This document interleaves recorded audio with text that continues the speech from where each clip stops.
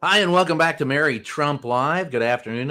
I'm your guest host for today, Brian Karam. I want to thank you, as always, for tuning in, and thank you for accepting me into your homes today. Today, there are just 1,157 days left to go in the Donald Trump administration. The question, of course, is will we make it?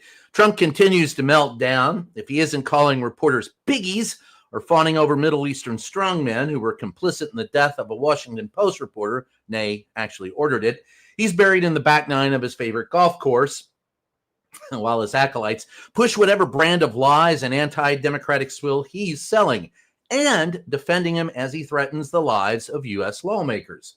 Meanwhile, he's gutting the Department of Education so future generations won't be able to tell facts from fantasy. And if you haven't caught up with us yet, the CDC website has been changed to include false claims that link autism and vaccines. Let's dive in.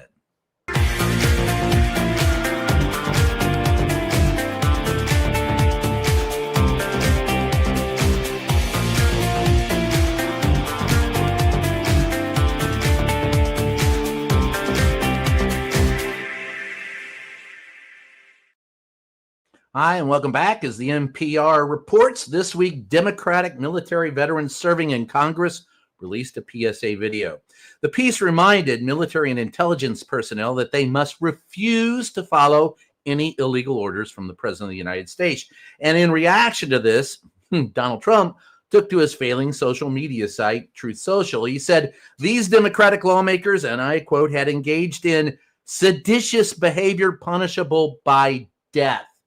He then reposted comments calling the lawmakers traitors and saying they should be jailed or even hanged. I don't even know where to go with this. Donald Trump is calling them traitors. Meanwhile, he's also claiming that, he won in a landslide, that anybody who opposes him is a traitor, that the press are traitors. In other words, the president is going after the public. I remind everyone, he is a public servant and is supposed to serve the public, not condemn it or start a war with it. Donald Trump is the traitor. This afternoon, in her weekly performance from the Brady Briefing Room, Presidential PEP Secretary Caroline Leavitt wholeheartedly endorsed and supported the president's threats and added her own little sauce in supporting murder. Take a look. Chief Donald Trump, that you can defy him and you can betray your oath of office. That is a very, very dangerous message, and it perhaps is punishable by law. I'm not a lawyer. I'll leave that to the Department of Justice and the Department of War to decide. But the president has frequently, but Caroline, can I just follow up? The president and the vice president, for that matter, have accused the other side of encouraging political violence. Isn't that exactly what the president is doing when he says that members of Congress should be killed? Why aren't you talking about what these members of Congress are doing to encourage and incite violence? They are literally saying to 1.3 million active duty service members not to defy the chain of command, not to follow lawful orders. Actually, every single can refuse an illegal order, which but is they're suggesting, Nancy, that the president has given illegal orders, which he has not. Every single order that is given to this United States military by this commander-in-chief and through this chain of command, through the Secretary of War, is lawful. No, it's not. When you order people to kill people in the Caribbean without due process, innocence, everyone's considered innocent until proven guilty. That is an unlawful order, idiot.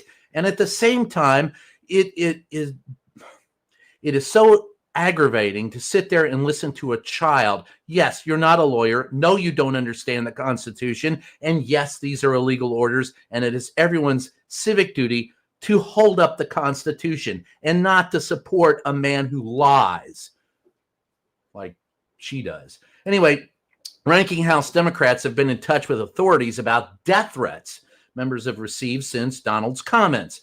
Hakeem Jeffries, Catherine Clark, and Pete Aguilar released a joint statement saying, and I quote, "We unequivocally condemn Donald Trump's disgusting and dangerous death threats.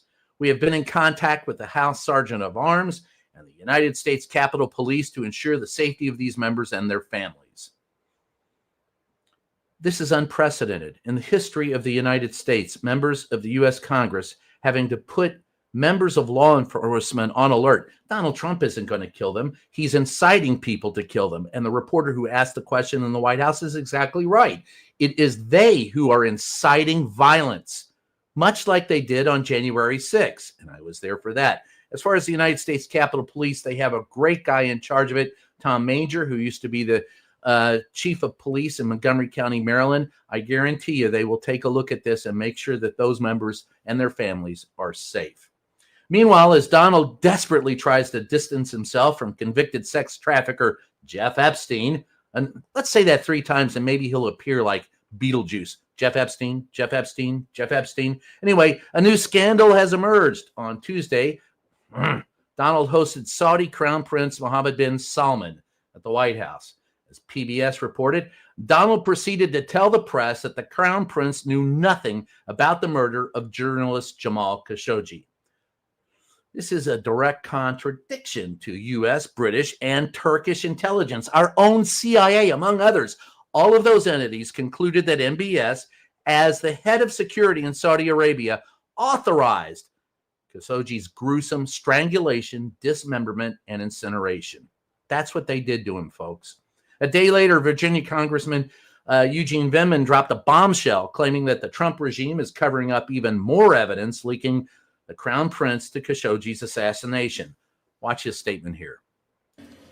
Mr. Speaker, given the President's disturbing and counterfactual defense of Saudi Crown Prince Mohammed bin Salman today, I feel compelled to speak up on behalf of Mr. Khashoggi and his family and the American people.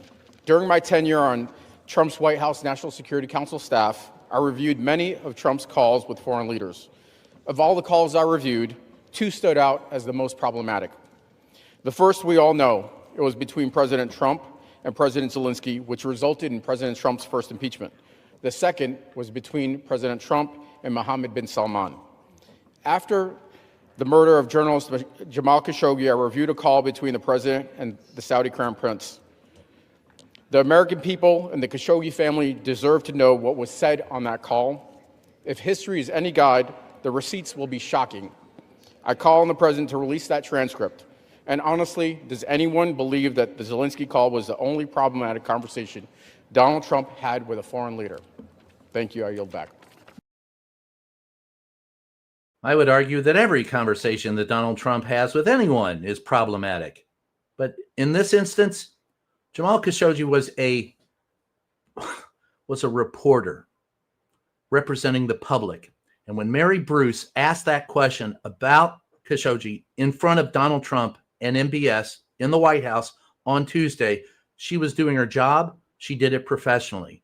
Donald Trump, a misogynist who just a few days before had called a reporter a piggy, right? A female reporter a piggy, lashed out and accused ABC of being fake news and this woman being fake news, and defended a man that everyone has said, and the evidence points to him being behind the murder.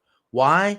Why was this man murdered? Well, Donald Trump says he wasn't very well thought of, and Donald Trump says he was controversial. What did he do that was controversial? He supported civil rights and asked the leaders of Saudi Arabia to put out the civil rights they promised they would, and they didn't do it. What's controversial about that? And as far as not being liked, the common man liked him. It was the leaders of the country who didn't. So Donald Trump flat out sided with MBS and said that he was flat out not guilty. Why? Because Donald Trump would very much like to be like MBS. I wouldn't doubt it if he would want to kill a reporter. And if you doubt it, look at his own words about wanting to kill members of the legislative branch of our federal government. That's who Donald Trump is. That's it. Today, there was more turmoil in the Justice Department's case against former FBI Director James Comey. Yesterday, U.S. Attorney Lindsay Halligan and another prosecutor testified that the only grand jury, four-person and one juror, had seen their final indictment against Comey. Today, they reversed that testimony. They now claim that the full grand jury did, in fact, review and approve the indictment. Again, of course, this contradicts the sworn statements they made in court just one day ago. Comey's lawyer argued that this flailing by the prosecution was enough cause to dismiss the whole case. And all of this comes after Donald removed the prior U.S. attorney who refused to charge Comey. He then installed Halligan, a former White House staffer with zero prosecution experience. Didn't she do real estate? Anyway, Donald also publicly demanded prosecution of Comey and other political enemies. And folks, that is unprecedented in the history of the United States. The president of the United States personally endorsing and telling people to prosecute his political enemies. You know, we actually had a revolution about that. You know, the King of England tried to do that and we got sick of it. So we broke off and started our own little thing. Donald Trump's right back to square one, I guess.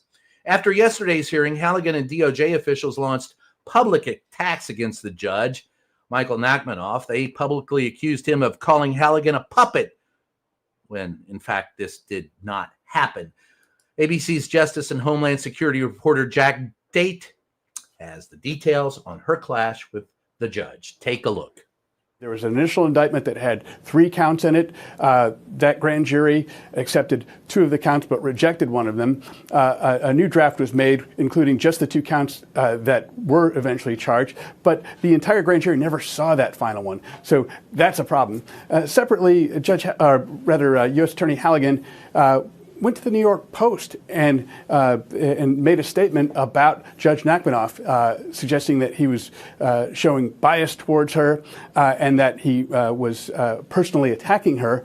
But she seems to be misreading what the judge said. The judge was asking a question about the term stalking horse, which was a term that was used in the defense's pleadings, and referring to the word puppet and asking if that's what the defense was saying about the prosecution. But that's not an attack that the judge was levying against Halligan directly. And it's very unusual for lawyers, especially prosecutors, to be speaking out of court and making statements out of court about the judge's conduct. So that's not something that we usually see, and it's a very unusual circumstance in a very unusual case. And that's Jack Date, sorry. Yeah, and what's unusual about this case? Well, everything with Donald Trump is unusual. What can I tell you? We haven't seen this before. That's because usually people in the United States serving the United States have in fact supported the Constitution of the United States. Not happening this time. In fact, there's nothing about this that is precedented. It's all unprecedented. Donald's not going to be happy about his latest poll numbers, by the way, and he won't be happy about who's doing the polling. A Fox News national survey found that the approval of how Donald is handling the economy is at an all-time low. Go figure. It found that 76% of voters viewed the economy negatively, and, quote, voters blame the president. Always do. About twice as many say President Donald Trump rather than Biden is responsible for the current economy, and 3 times as many say Trump's economic policies have hurt them. Costs on household items like groceries continue to rise. That's gas, eggs, all those things that he says are 800% cheaper. People across the country, regardless of their party, are feeling the strain. And Donald is shifting his focus to affordability, that word that he says he made up, or at least he's lying about it. Watch him address this issue. The problem with the Democrats, they lie. They do it so well. They talk about affordability, but I'm the one that's getting the prices down. As an example, they had the highest inflation in the history of our country. I have it down now to a normal level, and it's going down further. Thank you very much, everybody. And that is yet another lie from Puff Donnie, the Rastafarian. Donald Trump, during the Biden administration, there was a spike in inflation, but it wasn't the highest we've ever seen, not by a long shot. And Donald Trump hasn't reduced prices. Remember, he said eggs are, 800% cheaper now? Give me a break. That means they're paying me to buy eggs, and nobody's doing that. So with that, hey, it's time for our emotional support moment. After yet another big news day, here's something to reset your brain, and I love this. NASA's James Webb Telescope just photographed a one-of-a-kind astronomical phenomenon. It's a triple star system wrapped in cosmic spirals. Yes, it's not Donald Trump mooning us. It looks like some sort of celestial embryo, we're told, just floating on its own in space. Enjoy the view. Have a great night.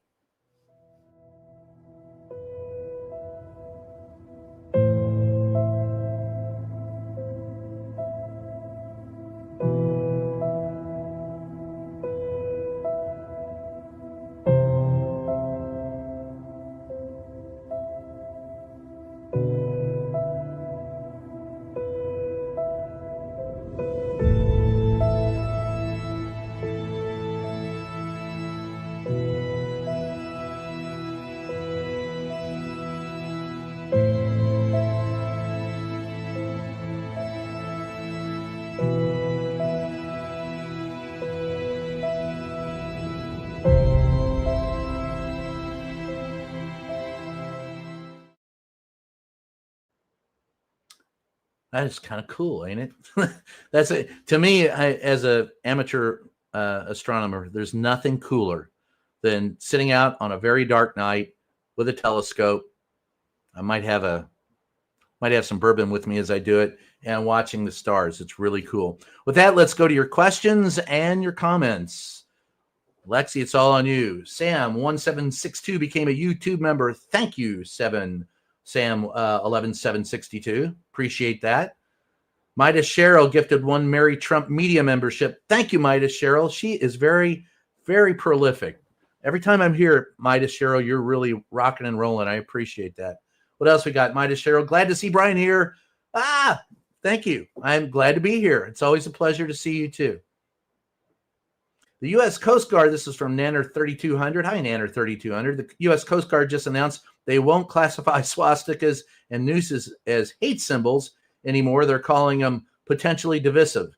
Yes, I guess that's what you would also call a 357 Magnum. But nonetheless, these are, all right, look, to be honest with you, swastikas were co-opted by the Nazis. They are ancient symbols.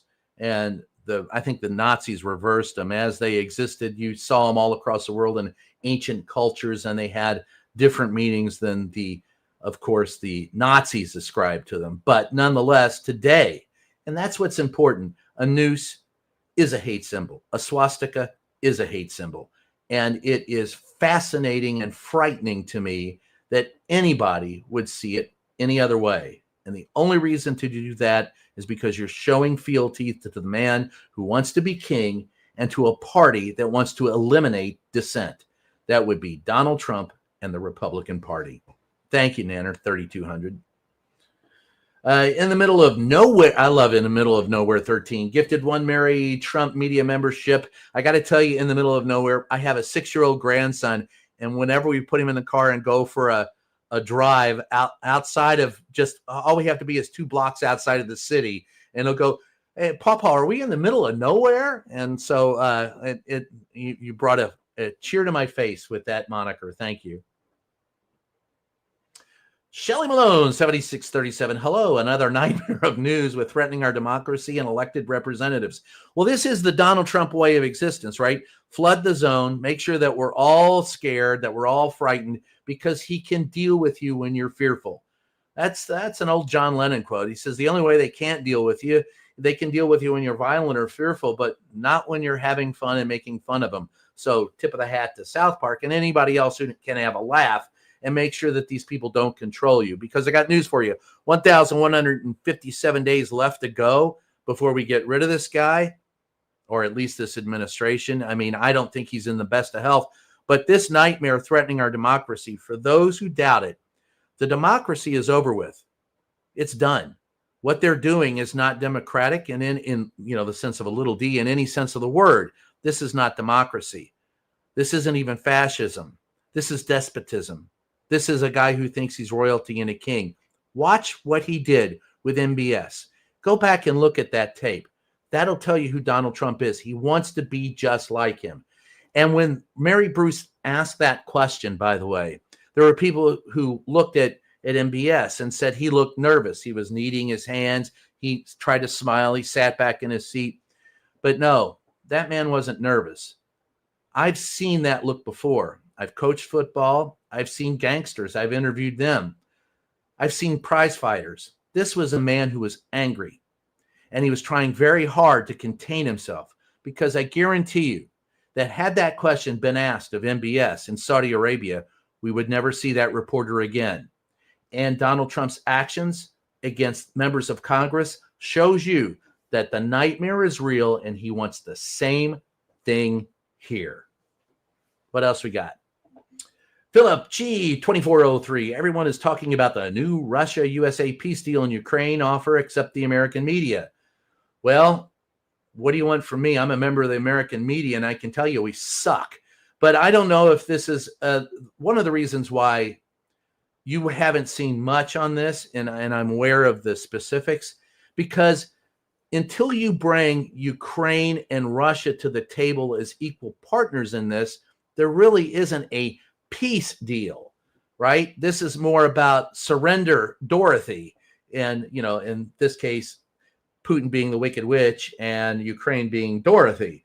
This is not going to make much headway because it's almost like, the sky is falling, the sky is falling. After a while, you don't believe it until you see it. So part of this, and it also is because we suck as reporters, but part of this is because we've heard all of this too often for it to ring and to be vital to us because we don't know that it's real. Thank you, Philip. I appreciate the comment, by the way.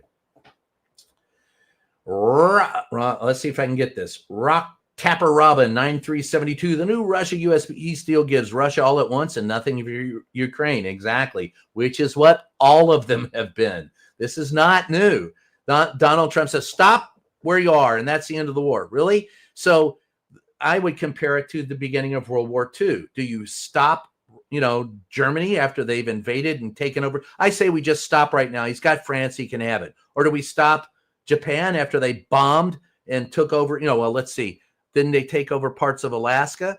Didn't they take over the Philippines? Do we just stop when they're winning? No, you have to fight. This is your homeland. And I've been to Ukraine. And let me tell you something. I was there during part of this war. These people are not going to give in to Russia. You may be able to level this country, but when you have members of Ukraine with posters on billboards outside saying this is our land, we live above it, and the Russians can live below it, that tells you the resolve that they have. They split from the Soviet Union. They gave up their weaponry. The reason why Russia wants them back in the band is because of their amber waves of grain. They will feed Russia, and Russia wants to get it for cheap. And by the way, this keeps everybody in Russia from looking at the despotism in their own country. But I don't know for how much longer, because I got to tell you, also having been there, Russia cannot be successful. They just can't. Like I said, they might be able to level the country, but they'll never be able to conquer it. Thank you, Rock. Elizabeth, thanks, Brian. Very enlightening. Thank you, Elizabeth. Elizabeth Throw 5960 and the $2. Thank you for that. I appreciate it. We give it a whirl every time we're here. Brighead 45, seditious behavior. Do what I tell you to do or else. Typically abusive partner BS. Well, also, what really bothers me, and I think I mentioned this once already, it's the idea that Donald Trump said that Mary Bruce was insubordinate. Mary Bruce works for ABC. She doesn't work for Donald Trump. Donald Trump is a temp worker who was elected to serve us. So if anyone was being insubordinate in that interview situation, it is Donald Trump. Don't ever tell a reporter that we're insubordinate. Our job is to ask the questions. Your job is to answer them. That's why we exist. You're responsible to the public. So seditious behavior, you're absolutely right. Donald Trump doesn't want you to ask questions. Donald Trump doesn't want any opinion other than his own. But here's the clue you need to take away from this. And I've seen him close up for 10 years.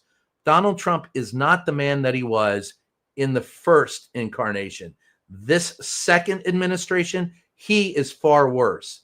And in addition to being far worse mentally and physically, the people holding his leash include Pete Hegseth, Pam Bondage, I can't call her anything else, and of course, Stephen I'm a Nazi Miller. Those people are the ones that are leading the, holding on to Donald Trump's leash. They trot Trump out every once in a while and he speaks. He's so weak he doesn't even do his rallies anymore. He stands up for a little bit. He has to do a lot of sitting down. The big fear is when and how he leaves office. Thanks, Brigid. And Virginia Acevedo, 203. The whole administration needs to be put in jail. You're not going to find me disagreeing with that. I will tell you that I think it ends up, I don't know how this ends up, but it doesn't end up well. And it's not going to go down well. I will say that there is a really good chance that Donald Trump will never see the inside of a prison cell, but there is every chance that, like in the Richard Nixon administration, that a lot of members of his administration do. Smokey Joe, 1217. Why aren't the journalists pushing back on the language? They didn't say all orders are legal orders. They said illegal.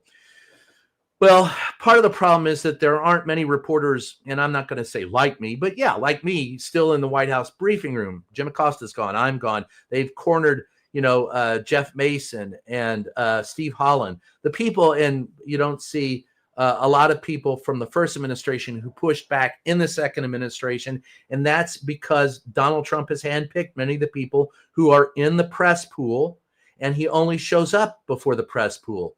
In the White House press briefing room, they've given new media seats where today some guy from Spain went on a monologue for like 5 minutes. I felt like I was watching The Incredibles, where Syndrome goes, "Oh, you caught me monologuing." I mean, what the hell are you doing in there speaking for 5 minutes? You're a reporter. Ask a damn question. But she puts people in there that support her. They don't call on reporters who will push back, except on the front row. There are occasionally, like we saw today, a couple of reporters who will. But the fact of the matter is that the reason why you're not seeing us push back is because there's very few legitimate reporters left in that room. If there were more, one of the facts that you would see, Donald Trump, when he walks into the West Wing, and this has been every president that I've covered since Ronald Reagan, when the president is in the Oval Office because a member of the Marine Corps comes out and stands guard. We know when he gets there because we used to sit out and watch when the Marine Corps guard got there. These days, he doesn't get there until usually noon or after, and is often gone by 4. Donald Trump is doing maybe 16 to 20 hours. He's not only temp, he's part-time. And we don't get that reported to us much anymore because the members of the pool aren't reporting it. And that, to me, is one of the biggest problems we have with the press pool today. That and the fact that the WHCA is made out of cowards.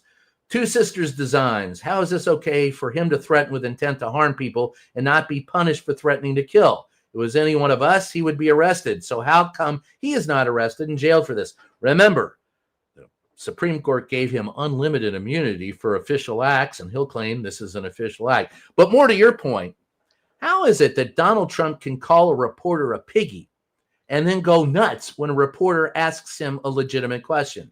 If Donald Trump can't handle a question from a reporter, how can he handle international relations with our enemies and our allies? Well, as it turns out, he can't. And it's okay for him to threaten and to harm people because anything Donald Trump does as president, Donald Trump believes he can get away with. Joe Colorado, how the hell is he not in a padded cell? Well, I, for one, think that's actually where he would be his best resting place, is in a padded cell. I don't think Donald Trump would last too well in public. And I know he has said he could kill someone on Fifth Avenue and get away with it. And he is probably right. But the fact of the matter is, if you look at him, he isn't the person I saw in the first administration, in his first term. He is mentally declining before my eyes. He is physically declining before my eyes. And Joe, while I thank you for the $1.99, I will just say that there is no way in hell this ends well. It just doesn't. And so what else we got? Lily Hernandez, 4865. The Democrats make clear you can refuse illegal orders. You must refuse illegal orders. Well, yes. And of course, the onus is on you. You've got to make that stand. There's a wonderful, if anyone sees it, you can go to, I think it's on YouTube. It's a lecture series where a professor walks in the first day of lecture, points to a young woman and says, "You, out, get out.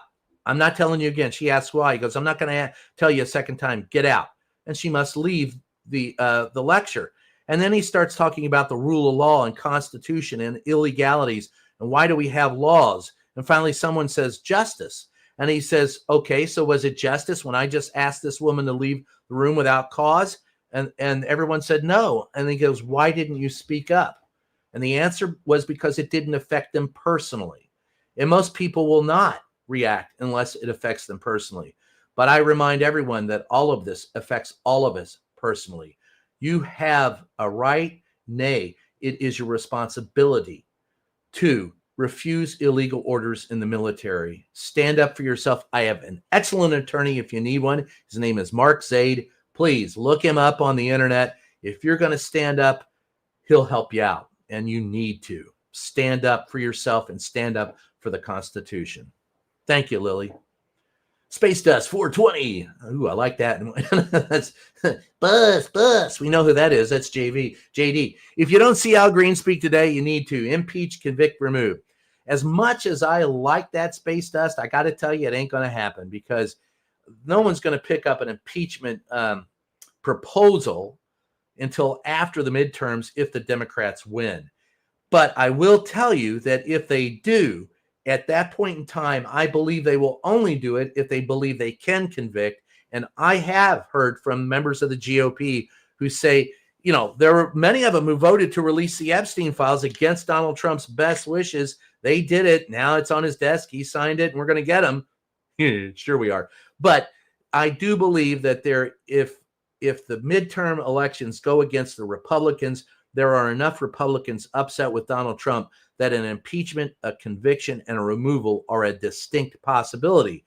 But that's also about a year away. So where are we in a year? Where are we now? At the end of 9 months, look at where this country is now and where it was. I don't know if we recognize this country if the Democrats don't win. And I'm not saying this as a partisan. I'm saying this as a citizen of the United States who has criticized and continues to criticize both parties for what they do. But whatever else you want to say, I always say the Republicans, however much they lower the bar, the Democrats will find a way to crawl over it. I think they are finally getting to a point where they are crawling over it. But, you know, we have two parties in this country. One has no heart, one has no head for the fight. You figure out which is which. Thanks, Space Dust. Misunderstood 103. You hear about us accidentally invading Mexico today? Well, we've accidentally invaded Mexico many days. I got to tell you, that's also not new. If anyone wants to go back, in fact, you know, we accidentally invaded Mexico and took a lot of Mexico in the 1840s, but it was George S. Patton who crossed over with an automotive unit, crossed over into Mexico to try and go after some of the Mexican hooligans before World War I. So it's not unusual for us to be across the border. It is unusual. I know of the situation of which you're speaking, but it was temporary, and I don't know if it's I don't know how it plays out, to be honest with you. I want to see and hear more other than what I've heard so far, because I don't know specifically what happened quite yet. But yes, I have heard about it. Thank you. Rhonda Price, 5202, gifted one Mary Trump Media membership. Thank you, Rhonda Price. That's I thank you very much. Brian, do you think impeachment is on the table? Susan Thompson, 5142, $10. That's a good $10 question. And Susan, I do think it's on the table, but not until after the midterm elections. And if it is on the table it's potentially there. And if it is there after the midterm elections, they will only proceed this time if they believe they can get a conviction out of the Senate. And that's going to be entirely possible. But we have to see how the midterm elections turn out. So once again, while everything's been gerrymandered and screwed, blued, and tattooed, make sure you go out and vote. Don't just, I got to tell you, I have been to a lot of these protests, and I've asked people, did you vote? And they say, no, but I'm here protesting. And it always gets me a little verklempt that you will go out and you will write a poster, dress up, march around for 4 or 5 hours with an American flag and protest, but you won't vote. Takes less time. And even if it takes more time, it's more important than protesting. So this time around in the midterm elections, everyone has to vote. And I'm not talking about 60% or 70% voter turnout or even 80. We need 85 or 90% voter turnout. Like in the New York mayoral race, there are more Democrats that are registered than the Republicans. And for there to be a real change in this country, it has to be most of us turning out. And that means not only voting, but volunteering to drive elderly citizens to the polls, getting on phone banks, going door to door, knocking, volunteering to help out at the precinct as precinct captains or vote counters. You have to be involved in this democracy if you want it to survive or thrive. And unfortunately, most of us are not. And we've been led in that direction by the people who run this country, and they're run by, don't tell anybody, money. But thank you, Susan. Brigade 45 is back. For Piggy to say about Khashoggi's murder, things happen, and have the man who ordered the murder sitting next to him smirking. Vile. Yeah, you know what he wanted to say. He wanted to say shit happens. Well, I'll tell you, let's tell you, and for those who don't understand fully what happened to Jamal, and I think I met him at a party. I know I met him one time at a party in D.C. I think it was at a Kennedy Center thing, and I think I met him one other time. He was a kind man when I met him. But do you know what happened to this man? And if you want to know, watch the documentary. There's about 3 or 4 out there you can watch. But watch Dissident. And they had the tapes playing from inside they recorded what happened, audio recordings of what happened to this man. The sounds that he made, I mean, they strangled him. They suffocated him. They dismembered him. And then they incinerated him. Those are things that happen, Mr. Trump. And for the love of God, for him to sit there and show compassion to the man who ordered the killing tells you exactly where Donald Trump is. He has no empathy. He doesn't care. He never cared about Jamal Khashoggi. And I got to tell you, I'm with the Congressman Vindman. That needs to be made public. People need to hear it. And you need to see that documentary to understand how vile, contemptible, and just anti-human the actions were against him.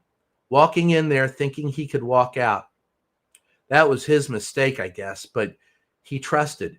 And he had spoken with members. He used to be, on the in crowd with the leadership. He thought that they would support civil rights. They promised civil rights. It was MBS who promised as a young man, I'm the future. I promise civil rights. And didn't deliver them. Thank you, Brigade 45. Judy Schubert, 2830, BS, as former active duty military member, Donald has issued many illegal orders to our National Guard military members. I am terrified for our military and the premeditated murders they did. And I'm right there with you, Judy. The idea that you would order them, which is why the general who was in charge of the task force quit, because he thought that Donald Trump was issuing illegal orders. Since when is it okay? And if you listen to Donald Trump, every time he whacks a boat in the Caribbean, he saved 25,000 lives. According to him, he saved more than 1 million lives from overdosing on fentanyl when we don't have that many that overdose. It's like the same argument he gives with eggs. We've reduced overdoses by 800%. What are you, bringing people back to life now, Donnie? It's a lie. And by the way we used to do this was arrest them, charge them, and then if they beat the rap, they get off. But no, Donald Trump is trying to make a point here. What Donald Trump says is the law. He thinks he's Judge Dredd. I am the law. And he's not. He's not a king. He's not a despot. He's a sad little man. He looks at MBS and wants to be MBS. And who is he really? He's a dirty old man who yells piggy at reporters. That's who Donald Trump is. Thank you, Judy. I could rant all day long about this SOB. I haven't covered 2 of his administrations. It's frightening to me where we are with him. Crafty Beach, supporting the few Congress members that have a backbone. Yes, and more of them are getting it. And that's the joy in watching this grow. Now, when I'm on Capitol Hill and I talk to members of Congress, now look, I think that, even stupid people are seeing it now. And, Marjorie Taylor Greene. I'm not going to say who Marjorie Taylor Greene. But when she came out and apologized for her toxic behavior and said she wanted to work together, I'm going to take her at her word until she proves otherwise. Because what did Donald Trump say about her? He said she was a wacky lunatic traitor. Of course, 2 weeks from now, she'll probably be in the Oval Office with him. They'll kiss and make up and it'll all be over with. But the fact that she did this and came forward and said that tells you that she goes wherever the wind blows. I'm telling you right now, she's going where the wind blows, and the wind is blowing against Donald Trump right now. Mom, 2 huskies. Oh, you've got 2 huskies. That's pretty cool, Mom. Great dog. How much longer before Donnie wants people who didn't vote for him gone? He is already taking away benefits, food, and jobs. Well, he already wants them gone. That's why he's taking away benefits, food, and jobs. And by the way, him and his trillionaire friend Elon Musk are sitting in the White House planning for a world in which there's fewer, the population is lower, and we are working menial jobs in the United States, and AI will take over those jobs, and then they just won't need us around anymore. That's the end game, getting rid of people who aren't rich. Super sticker from Robin Morgan. Thank you, Robin Morgan, 3221 with your $2 super sticker. I appreciate it. Susan Thompson, 5142 is back. Gifted 5 Mary Trump Media memberships. Thanks, Susan. That's pretty cool. Nanner 3200 is back with a $2. Which is harder, the 25th or impeachment? Well, good question, actually. Right now, neither one of them are tenable. And I don't think you'll ever find the sycophants that are inside the cabinet willing to vote for the 25th. I think you're more likely to see impeachment. However, that being said, at some point in time, they do look like they're readying J.D. Vance in the bullpen to be a short reliever. He's been out in public more often. He's meeting with leaders of different nations more often. So J.D. Vance could be prepping. They could be prepping him to take over if Donald Trump slumps over in his soup and starts babbling like a cicada, and at no point in time can righten himself to stand in front of or sit in the Oval Office and babble moderately coherently for a while. That could be a possibility, but I would look for impeachment before the 25th. But do watch Donald and watch how he is these days. And this is what angers me about reporters. We are sane washing him and shaming ourselves in the process, because we have to go through a lot of what he says to pick out 6 or 7 coherent words that we can ascribe to him as being a quote. Because if you listen to him just babble incoherently, I mean, he said magnets. Nobody knows how magnets work. He's talking about floods in the basement of the Kennedy Center for no reason. He was talking about people shooting at firefighters as they're up on ladders that go way up in the sky as they're rescuing people. And none of this is happening. This is all in his what's left in, his warped little mind. It's like the worm left RFK when he fled the room and climbed into, Donald Trump's ear, like something out of a Star Trek movie. But the fact of the matter is, it's going to be the impeachment before the 25th. But I could be wrong, and it may be neither, depending on what happens to Donnie. Susan, well, thanks for guest hosting. I always enjoy hearing from one of the best White House correspondents in my lifetime, Helen Tom. Oh, thank you, Helen. I got to tell you, Helen was, I loved her to death. A Lebanese woman that her family was brought over to this country by my family. She knew me before I knew her.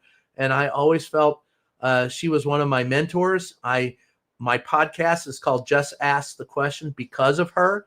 Helen told me once, she said, Brian, it doesn't matter if they answer the question. It doesn't even matter what the question is.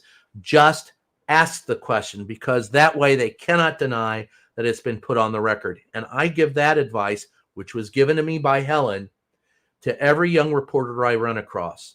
The other thing that Helen said that I love is she said, if you want a friend in Washington, D.C., get a dog. And I said, isn't that what Harry Truman said? And she said, who do you think told it to Truman? So there you go. Donald Trump about inflation. He lies about it coming down. Americans' wallets don't lie. Lily Hernandez, 4865. You're absolutely right. And that's why he's not getting, that's why people are fleeing him. Because we got out today and saw the PEP secretary tell us he's the most transparent president ever. He's never lied to us. And we all know that's BS. Not only has he lied to us, he continues to lie to us on a daily basis about the damnedest things that don't need to be lied about. He's lying about them. And one of the big ones, of course, is that, we had he was elected in a landslide. Oh, bullshit. Donald Trump wasn't elected in a landslide. He barely won, but that's another story entirely. In space, no one can hear you scream. Faye 2590, a wonderful reference to Alien. And you're right, but we're in live space in the United States, not up in space, and we're screaming, but I'm with you. Susan, you're out gifted 1 Mary Trump Media membership. Thank you, Susan. I appreciate it. K Miller 6382 gifted 1 Mary Trump Media membership. Thank you, K Miller. I appreciate that. Agatha Mystery volunteer. Ooh, I like Agatha Mysteries. $10. What do you think about Melania being put out to speak? Well, that's actually a very subtle question. I'll tell you what I think. And for what it's worth, when Donald Trump unceremoniously destroyed the East Wing, you notice he never once brought up Melania, not once. And that's the First Lady's office and has been for a while, which tells you exactly what Donald Trump thinks about Melania.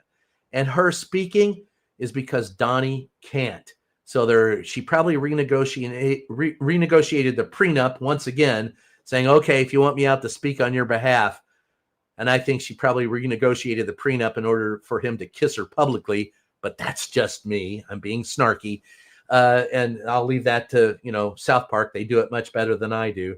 Although I got to tell you, the piggy part, just that's destined to be satirized. But I think it's all about Donald Trump being less able to speak publicly and him getting as many people out who can speak publicly on his behalf to get the word out. Susan's back with a $10 donation. How much more can we take before a revolt against Donald Trump? Well, that's a good question, and I don't know the answer to that, but I do know that what we're more likely to see is the revolt in the midterm elections. That's where the revolt has to be. That's why I say you got it. I mean, no one's going to – this is a country of firearms. We have, on average, 1 or 2 mass shootings a day on average in this country, and they don't even make the news anymore because they're not new. They're part of life's fabric. So I don't see it as getting up in arms and any type of revolution like that. But what I do see and what must be done for there to be effective and permanent change in the United States is for us to vote and to get active. Instead of saying this doesn't affect me, you've got to understand all of it affects you. There was a Speaker of the House who said all politics is local. That would be Tip O'Neill. And he's right. All politics is local. Even the international politics affect you locally.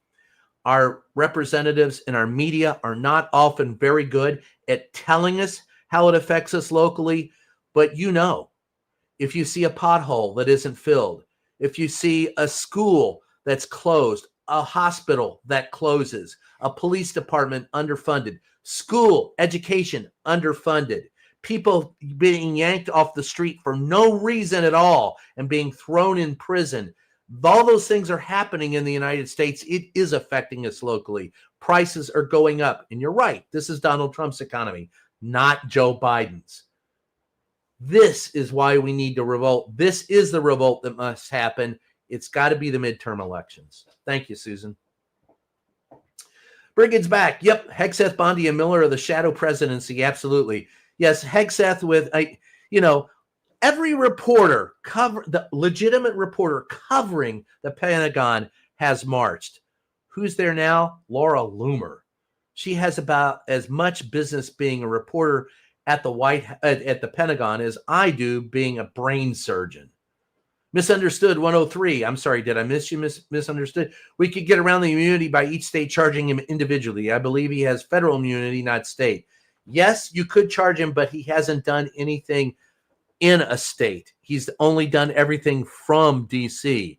Now, if you want to get him for not paying his bill at some of his rallies, that's a private thing. You might get him for that. But you have the best chance of getting him, I think, after the midterms. And I would say, please, hang in there, vote. The revolt, you be the change. Every one of you on this today, be the change. See the change and be the change. Vote, get your friends involved, speak up, get involved in the PTA, get involved with your local government.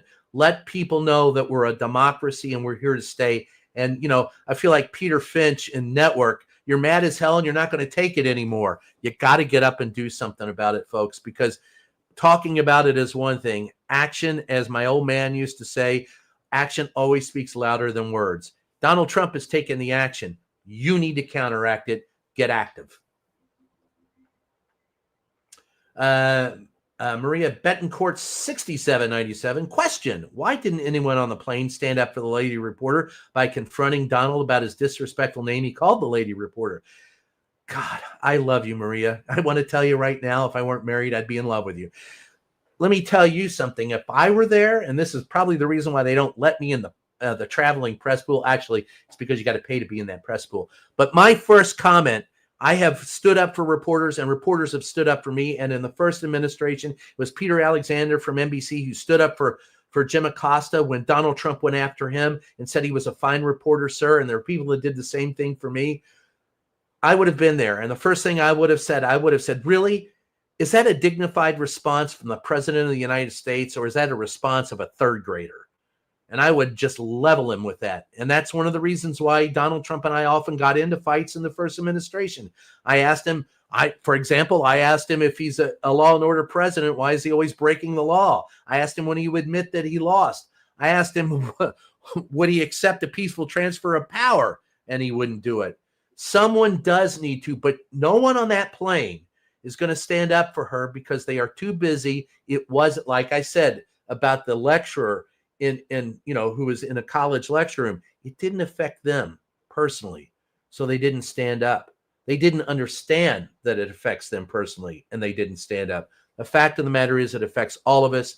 The White House Correspondents Association should stand up. We've seen no statement from them. They are chicken shit, and I'm ashamed. I feel like Groucho Marx at this point in time. I'm going to tell you straight up, I do not want to be a member of a group that would have me as a member, and that includes the WHCA. It's disgusting that they haven't stood up for that reporter. It's disgusting that they didn't stand up for Mary Bruce. It's disgusting that they let the president of the United States pick the press pool. It's disgusting that they allow him to put a new member seat in with nothing but propagandists. It's disgusting that we don't ask on a daily basis for an accountability and accounting from this government. And it's disgusting that they call themselves reporters. It was Ben Bagdickian who said that our responsibility is not to the public. Our responsibility is to the public. Our responsibility is not to the people who hire us. It is not to our friends. It is not to the betterment of our career. It is to the public. And we are lacking in our efforts to hold this man accountable for what he's doing, which is the destruction of liberty and the destruction of the Constitution. Sorry, that's my standard rant on it. Our press pool and media suck. That's why I'm watching you. Thank you, Maria. I appreciate that. I try, and there are those that do. I recommend that you seek out those. And look, don't just seek out people who are also saying what you want to hear. I know I piss people off on both sides of the aisle, but I'm going to try and just call ball and strikes. And where my personal preferences are, of course, are among progressives and among liberals. But if I can't call into question those people I support, I don't deserve to be in that room either. Everyone needs to be held accountable. I know they say it's truth to power. I believe it's called facts to power. And I believe that we need vetted factual information, and we need to hold him accountable for what he does. Thanks, Maria.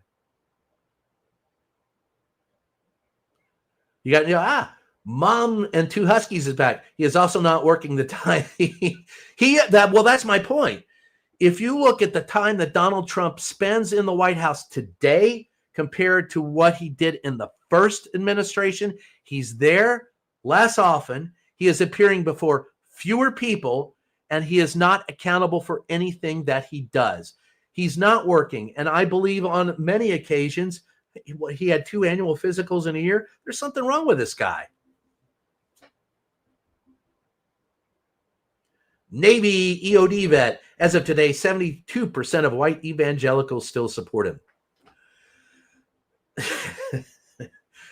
Yes, they support a man who is against everything that Jesus, who they claim to support, stood for. That is new speak and new think if I've ever seen it. How can you be for a man? I go back to Matthew 25:40. Whatsoever you do to the least of my brother, that you do unto me. Donald Trump will screw the least of us to help out the most of us. The ones who have the most, he helps out. Those who have the least, he doesn't care about you. And he never will. But I think evangelicals, 72%, wasn't it at one point 80%? So maybe it's starting to erode a little bit. I hope so anyway. Tax the churches. Philip G. 2403, accepting casting a vote is only one step in the democratic process. You are exactly right. You can't just cast a vote and be done with it for 4 years. Yeah, that's my lecture. That's my rant. You need to be participating all the time. God bless you for saying it. You do, and it's hard because we live in a tough world. I've raised kids. I understand. The problem is the oligarchs run the show, and they keep you running in circles so you can't get involved. The fact is, we don't have the health care in this country that we need. The fact is, we don't have the guarantee of money that we need. How many people are working their ass off on a daily basis and they're still living paycheck to paycheck, hand to mouth? That's got to stop in this country. And we are too busy supporting people who vote against our self-interest because we think that they care about us, and they don't. That only happens. We can only change it when we participate more. And I know it's taxing, and I know it costs us. God knows I put in 12, 14-hour days sometimes, but that's what's needed, because at the end of the day, it's not going to get better till we all work together. And who said that recently? Oh, yeah, that was Marjorie Taylor Greene. Even the dumbest among us can learn a little bit. Okay, Moose Tradimus. Okay, I hope I did it right. People asking for the Epstein files has worked. The people need to march now and ask for a revocation of his immunity. It needs to be a priority. For that to happen, for a revocation of the immunity given to him by the Supreme Court, it has to be a law passed by Congress. And that's not going to happen. Not yet. Again, putting the cart before the horse. I agree with you, Moose, and I'm right there with you. I feel the same way. But for that to happen, for the revocation of his immunity to occur, you've got to get rid of the Republican majority in the Senate and the House in 2026 during the midterms. Then you could pass a law or a constitutional amendment. You'd have a better chance of it anyway, because the final word is always the Supreme Court until a new law is passed, and then that goes up the ladder. But I don't know if they challenge that too much. But thanks. Minnie Mouse. Ooh, Minnie Mouse 71755. Are the midterms going to be real or Putin-esque? That is on us. If you get involved now, if you make sure that you are working and you are a volunteer and you are eyes on the situation, I'll guarantee you what they're going to try to do on during the midterms, voter suppression. There'll be military in the street trying to make sure brown people and black people don't vote, because they're concerned that they will get upset in this election. But I got news for you. Even Latinos in Texas, even those who voted for him, this whole gerrymandering effort may not work because of what he's done with immigration and pulling people off the street. You know, you even have people in North Carolina and Georgia and other parts of the South who are saying, hey, you said you're going to go after violent criminals. So I think the more he does and the more angry he gets, and the more repressive he gets, it's let's go back to what Princess Leia said in Star Wars. The more you try to tighten your grasp, the more those star systems will slip through your fingers. That's the same way with voters in the United States. The tighter he squeezes, the more gets away, and the less effective he'll be. I am putting my faith in American democracy, and I'm putting faith in the American people for 2026. And I think as long as we get our butts out and vote and get involved in the system prior to those elections, we'll be okay.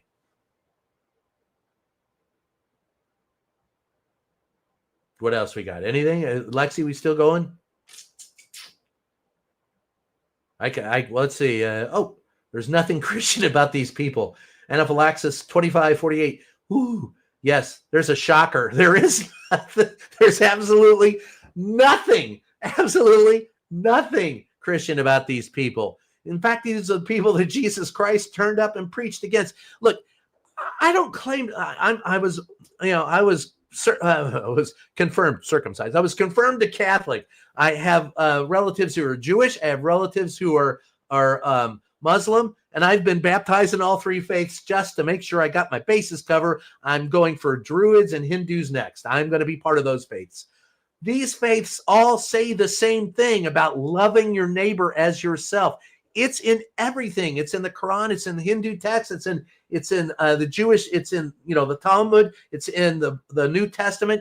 And if you want to know what's Christian, all you really need to do, all you really have to do, you don't need to read the entire Bible if that's not your propensity to do that.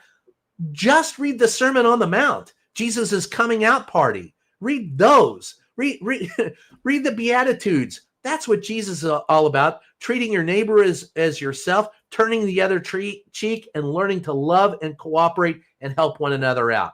Man, that's Christian. Call it what you want.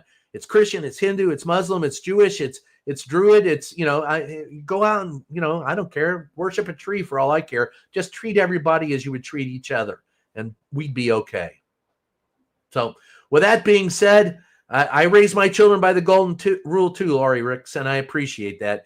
I want to thank everybody for being here. This has been Mary Trump Live. I want to thank Mary for letting me sit in for today. I want to thank all of you for all of your questions and for joining us. It's been a lot of fun. As always, I learn a lot from you just being here. And thank you for an awesome show. Thank you, everybody, for being here. We'll catch you next time.